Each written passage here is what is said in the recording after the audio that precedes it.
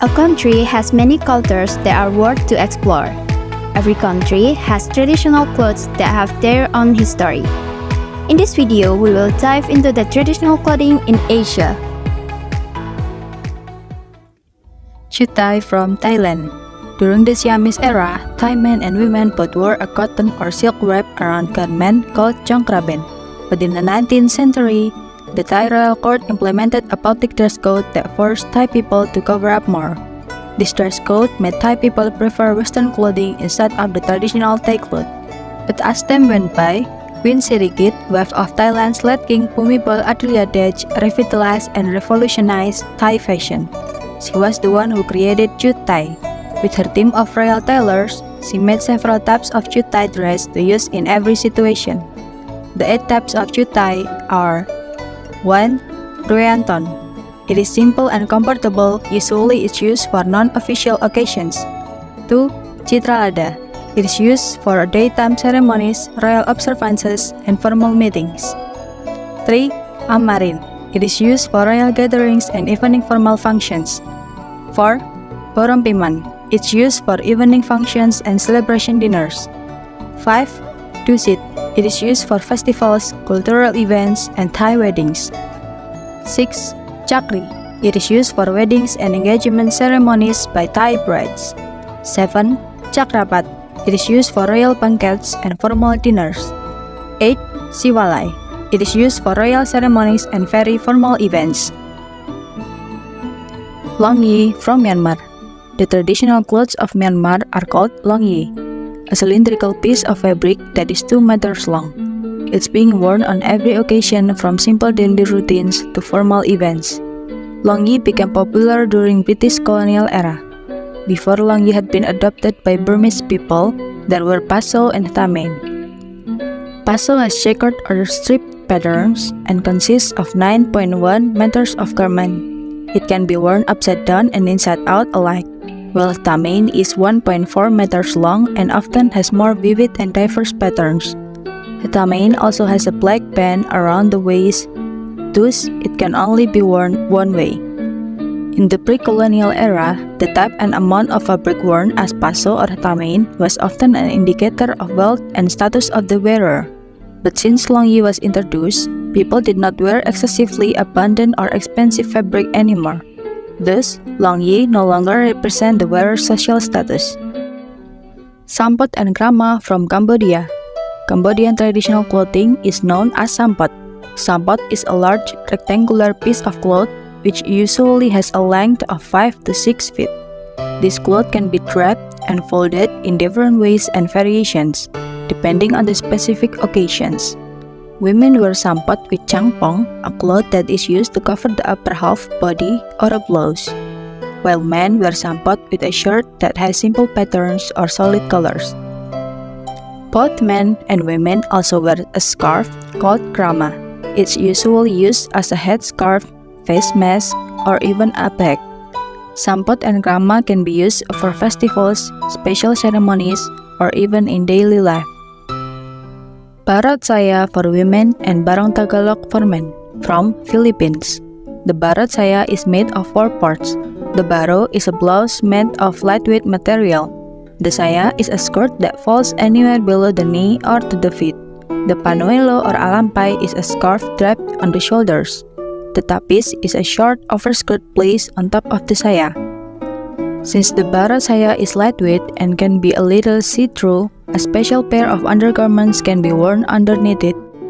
The barong or barong Tagalog is a double-sleeved doublet made of cotton called kanga that the Filipino natives wore. The color of the doublet determined their social status: red for chiefs, white or black for common people. They would usually wear the garment on very important occasions like weddings and ceremonial events. Hanfu from China. Hanfu is a traditional costume that was worn by the Han people before the Qing dynasty in 17th century. Hanfu means Han clothes related to any period in which the Han Chinese ruled. Putting on Hanfu properly is important in Han dynasty to distinguish social rules and highlight status symbols. It's made up of powerful rope or a long piece of rope, a rope jacket, and a kun skirt. It can also include accessories like headwear, footwear, belts, jewelry, and pants. This clothes typically has a long flowing robe with loose sleeve and a belt that is seen at the waist. Kimono from Japan. Kimono is a type of Japanese traditional wear. Kimono originated during the Heian period in Japan, which lasted from 794 until 1185. Originally worn by the commoners or as an undergarment by the aristocracy from the 6th century, kimono became the principal item of dress for all classes and both genders. The name kimono can be divided into two, whereby ki means wear and mono means thing or object. Kimono is a wrap-front garment with square sleeve and a rectangular body, and is worn left side wrapped over right, unless the wearer is deceased. Kimono is usually worn for weddings, tea ceremonies, formal traditional events, and funerals. Sari from India. Sari is a traditional woman garment from the Indian subcontinent that is worn as a robe over the body. The word sari means strip of cloth in Sanskrit. It is more than just a piece of fabric but a symbol of woman identity, grace, and elegance. There's some significant meaning behind sari color. Red symbolizes passion and celebration, white embodies purity and innocence, blue represents spirituality and royalty, green signifies harmony and fertility, yellow symbolizes sunshine and happiness, and black exudes elegance, mystery, and power.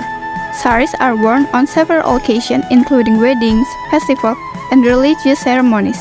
It is believed that sari existed around 2500 before century. Kebaya from Indonesia.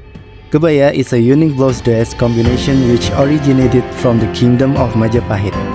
Kebaya is the traditional costume worn in Indonesia, particularly the Balinese, Sundanese, and Javanese women. A kebaya is worn on formal occasions and weddings by women, just as men wear a peci during such events and ceremonies. Through all their diversity, Indonesian women come together to wear kebaya on the 21st of April every year to honor the memory of Kartini. Baju kurung from Singapore. Baju kurung is a traditional costume as well as the national dress of Singapore and Malaysia. This traditional dress became fashionable in the late 19th century by Sultan Abu Bakar of Johor. Baju kurung is a generic name given to the outfit for both male and female. The male costume is recognized as baju Melayu and the female version as baju kurung. The baju kurung has two distinct fashion methodology, the baju kurung Teluk Belanga and the baju kurung Cekak Musak. These two can be differentiated only based on a standing collar on the neck of the outfits, the former one having no collar. Baju Melayu for men and baju kurung for women from Malaysia. Malaysia is a country in Asia that has a lot of ethnic diversity like Indonesia. Each tribe has its own traditional clothing. There are three largest tribes in Malaysia. First is Malay with traditional clothes, baju Melayu and baju kurung. The second is China, which has traditional clothes Changsan and Chongsam. And the last is India with traditional clothes dhoti and sari. Apart from the three tribes above, there are still many tribes in Malaysia. However, in this video, we will discuss more about traditional Malay clothing. The traditional clothing of Malay people in Malaysia for men is baju Melayu. This traditional clothing has long sleeves which are worn with long pants and is equipped with a short sarung wrapped around the hips. In addition, there are accessories worn on the head, namely a songkok or peci to cover the head. While the traditional Malay clothing in Malaysia for women is baju kurung. Baju kurung is a knee-length blouse worn over a long skirt or sarong. Kurung clothing is equipped with tudung or shawl. Baju Melayu for men and baju kurung for women. From Brunei Darussalam. Brunei Darussalam is a country in Asia that is geographically adjacent to Malaysia. Due to this geographical condition, the majority of the population of Brunei Darussalam is Malay. This also influenced the culture of Malaysia, one of which is traditional clothing. The traditional clothing of Brunei Darussalam is the same as the traditional clothing of Malaysia, namely baju Melayu for men and baju kurung for women. The traditional clothing of Brunei Darussalam has the same name, shape, and even the fabric material as the traditional clothing of the Malay people in Malaysia. There is no difference between the traditional clothing of the Malays in Brunei Darussalam and Malaysia. Salong for men and Sing for women from Laos. The traditional Laotian clothing for men is salong. Salong are large trousers. They are usually tied using various methods. Traditional salong designs usually have various checkered patterns, symbols, and colors, woven using traditional handloom weaving methods. Sing is a traditional dress worn by women in Laos. Sing is a simple woman's skirt made of silk or cotton that is worn around the waist. Ngu Than for men and Áo Dài for women from Vietnam.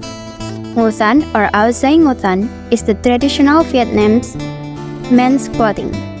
This skirt has a knee length like a skirt with long sleeves. Áo Dài is a type of Vietnam's national dress worn by women. Áo Dài is a long-sleeved garment and a long dress that reaches the ankles.